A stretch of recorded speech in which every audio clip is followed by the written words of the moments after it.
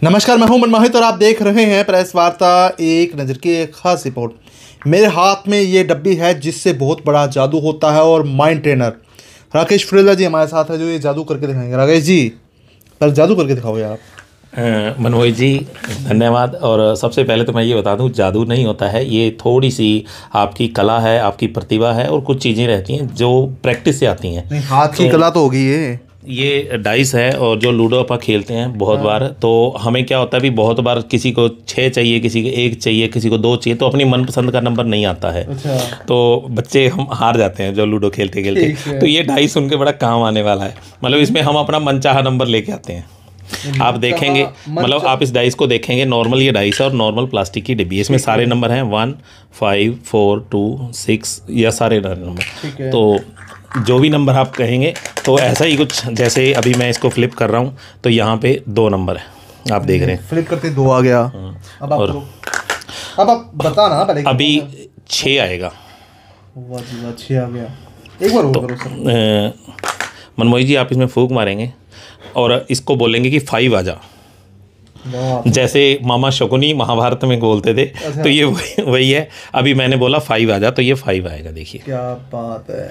तो इसी तरीके से मुझे मान लो 1 चाहिए तो 1 आ जाएगा। अच्छा, देखिए, मतलब जिसने इसको सीख लिया वो लूडो में तो माहिर हो गया है। देखिए ऐसा भी नहीं है भी अपन ये कहते हैं, क्योंकि जैसे महाभारत में हम देखते थे शकुनी इन पासों का बड़ा एक्सपर्ट था। तो ये थोड़ी सी प्रैक्टिस की बात है। तो ये सिर्फ बच्चों को ना सिखाने के काम आती है। मैं बच्चों को बोलता हूँ भी, जैसे बच्चे मैं बच्चों का लाइव जैसे डिटेक्टर टेस्ट लेते हैं, मैं बच्चों को बोलता हूँ बेटा देखते हैं आज आप मम्मी पापा का कितना कहना मानते हो।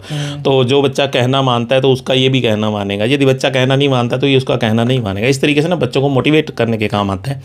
जादू के साथ साथ ना बच्चों को हैप्पी फीलिंग करा देते हैं।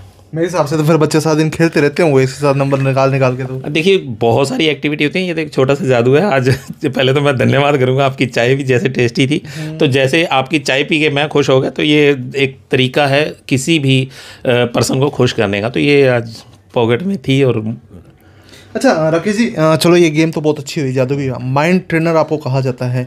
माइंड किस तरह से ट्रेनिंग आप करते हैं, मतलब क्या कुछ कॉन्सेप्ट रहता है उसका? सर वो पूरा एक विज्ञान है, मनोविज्ञान भी। दिमाग हमारा कुछ भी याद कैसे कर लेता है, या दिमाग में कोई चीज़ लंबे टाइम तक याद कैसे रह जाती है, या जैसे हम फिजिकली एक्सरसाइज करते हैं वैसे ही मेंटल एक्सरसाइज हैं। तो दिमाग से जितनी एक्सरसाइज, जैसे अपने पजल्स करते हैं या और बहुत सारी चीज़ें, तो उस तरीके से पजल्स को हम सॉल्व करते हैं तो दिमाग उतना काम करना स्टार्ट कर देता है। और गेम्स की अगर मैं बात करूँ तो आज के दौर में गेम्स खत्म होती जा रही हैं, क्योंकि मोबाइल का युग है, हर कोई मोबाइल पे डाइवर्ट हो गया। अब लूडो का बहुत अच्छा एक आप स्ट्रेटजी बता रहे थे। अब हम बच्चे इस तरफ जाना भी चाहेंगे, लेकिन कहीं ना कहीं वो खेलों का जो दौर है वो ख़त्म सा होता जा रहा है। यूथ खेलों की तरफ आए, क्या प्रयास होने चाहिए आपके हिसाब से? देखिए वो जैसे कोविड का टाइम आया तो पेरेंट्स ने बच्चों को मोबाइल लेके दे दिया। तो पेरेंट्स से पूछा तो पेरेंट्स बोलते हैं जी स्कूल का आया काम तो बच्चों को मोबाइल दिया, इसलिए हमने दिया, ना कि हमने उसे गेम्स खेलने के लिए या वीडियोस चलाने के, रील्स चलाने के लिए दिया। तो स्कूल से जब बात होती है तो वो भी स्कूल खोलने के लिए तैयार थे। तो सरकारें कोविड के प्रकोप से बचने के लिए यही ऑनलाइन क्लासेस शुरू की। तो उसके बाद ना बच्चे मोबाइल में ज़्यादा घुस गए हैं, तो जिससे कि हमारी आउटडोर एक्टिविटी बच्चों की बिल्कुल बंद हो गई हैं। तो बच्चों को तो यही हम सुजेस्ट करते हैं पेरेंट्स को कि बच्चों को आउटडोर एक्टिविटीज़ लेके जाएं। और यदि इंडोर का भी ऑप्शन लगे तो चेस का पिछले 2 साल से बड़ा क्रेज़ बढ़ा है। जब से इंडिया की टीम अपनी ओलंपियाड जीत के आई है, मैन वुमेंस दोनों टीमें हमारी जीत के आई, और उसके बाद इंडिया जो वर्ल्ड का यंगेस्ट ग्रैंड मास्टर बना गुकेश।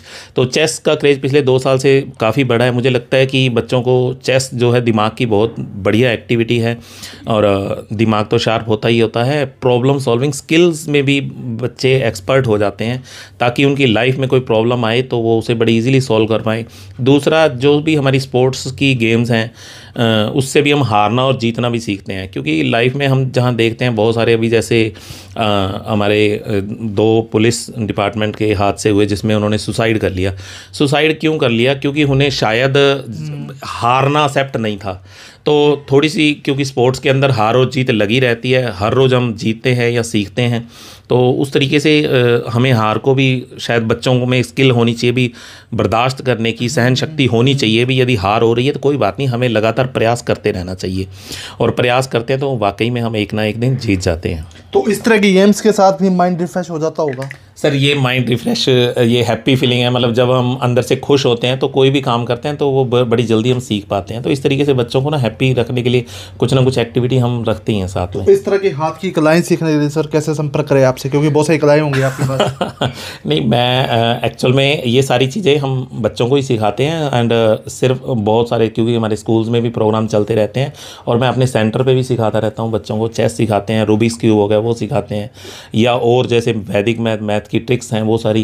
तो ऐसे बहुत सारे बच्चे इसको सीख के, और क्योंकि अभी जैसे अपने लास्ट मंथ हमारा स्टूडेंट है हर्षित सिंगला जिसने 500 साल के कैलेंडर याद करने का रिकॉर्ड बनाया। तो ऐसे ही बच्चे को थोड़ा सा हम गाइड कर दें या उन्हें बता दें, उन्हें टास्क दे दें, तो बच्चे बहुत आगे तक जाने वाले हैं। बच्चों के अंदर बहुत ज़्यादा पोटेंशियल है।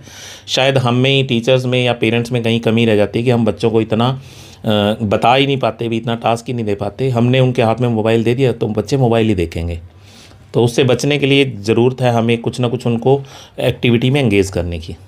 तो जहां आज के दौर में इंसान के दिमाग पर सबसे ज़्यादा बर्डन है, परेशानी है, तो वहीं राकेश पटेला प्रयास कर रहे हैं किस तरह की एक्टिविटी करवाई जाए, क्योंकि इस तरह की एक्टिविटी होंगी तो आपका दिमाग रिफ़्रेश हो जाएगा और आपके दिमाग पर बोझ कम होगा और यकीनन आप खेलों की तरफ बढ़ेंगे। क्योंकि इस तरह के जो खेल हैं, इस तरह के जो प्रयास हैं आज के दौर में कहीं ना कहीं लुप्त होते जा रहे हैं। तो राकेश पटेला जी ये प्रयास कर रहे हैं कि बच्चों को इसके साथ जोड़ा जाए, दिमाग रिफ्रेश किया जाए, दिमाग पर बर्डन कम हो। राकेश जी नंबर आपका जरूर बताओ, क्योंकि बहुत सारे लोग वीडियो देखेंगे तो वो संपर्क करेंगे कि हमें भी ये चीज़ें सीखनी है। जी, मेरा नंबर है 98 961 63 029 98961 63029। तो व्हाट्सएप और कॉलिंग दोनों पे अवेलेबल रहेगा? व्हाट्सएप और हाँ जी। तो बिल्कुल राकेश पटेला जी के नंबर पर आप संपर्क करके अलग अलग कलाएं सीख सकते हैं। और फिलहाल इस वीडियो को आप शेयर कर दीजिए ताकि अधिक से अधिक लोगों तक तमाम जानकारी पहुंचे। बहुत बहुत धन्यवाद।